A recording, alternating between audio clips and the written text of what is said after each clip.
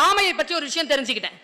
என்னன்னா 4 விஷயம் குழந்தைகளே. நம்பர் 1, ஆமைதான் கடல் வாழ் உயிரினங்களில் அல்லது பூமி வாழ் உயிரினங்களில் அதிக வருடங்கள் வாழும் ஒரே மிருகம்.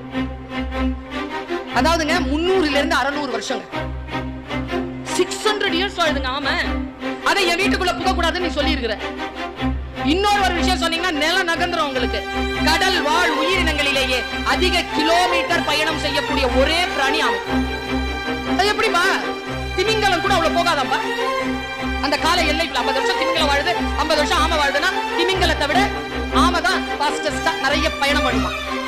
அப்புறமா தான் தமிழ் மரபு சார்ந்த நூல்களை எடுத்து பார்க்கும் பொழுது கடல் வழி பயணம் செய்த தமிழ் மாலுமிகள் ஆமையினுடைய பாதையை தன்னுடைய சுக்கானை திருப்பி ஆமை பாதையோடு பயணித்தார்கள் என்ற குறிப்பு எனக்கு வருது.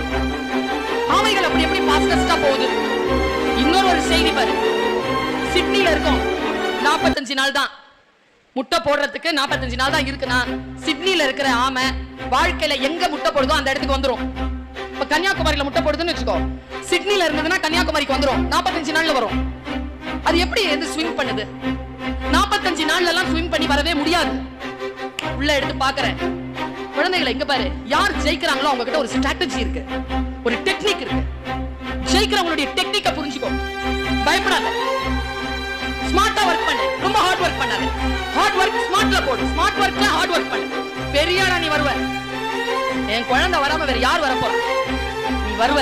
ஆனா என்ன அடிப்படையில இங்க நம்பிக்கை இருக்கணும், கொஞ்சம் ஸ்ட்ராட்டஜி தெரிஞ்சுக்கணும். என்ன செய்யுமா?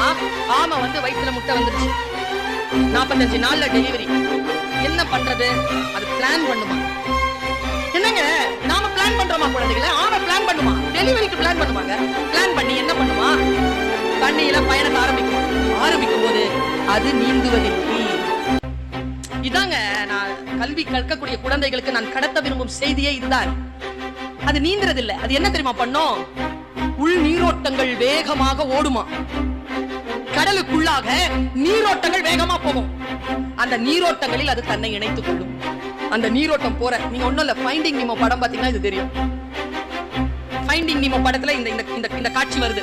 அது அந்த நீரோட்டத்தோட சேர்ந்து அது பாட்டுக்கு ஒண்ணு கூட்டி போகும். 80 கிலோமீட்டருக்கு வேகமா போகும். போயிட்டு நான் எங்க ஆமையை பாராட்டுறேன்னா, அது தெற்கு பக்கம் போகணும், இந்த நீரோட்டம் வடக்கு பக்கம் போகுதுன்னா தெற்கு பக்கம் போகிற அந்த எல்லா வரைக்கும் அதை டிராவல் பண்ணி அந்த நீரோட்டத்துல இருந்து தனியா வந்துட்டு வேறு நீரோட்டத்துக்காக காக்கணும். தெற்கு பக்கம் போகிற நீரோட்டத்தை சேர்ந்துரும். நான் பேசுற இந்த 1 மணி நேரம் பேசுற ஒரு 10 நிமிஷம் பேசாத நீ கேட்டனா, உன்னை நீயே ஆமை போல் ஒரு நீரோட்டத்திற்கு சேர்த்து கொண்டாயின்னு அர்த்தம். அது உன்னை ஒரு இடத்துக்கு கொண்டு போய் நிறுத்தும்.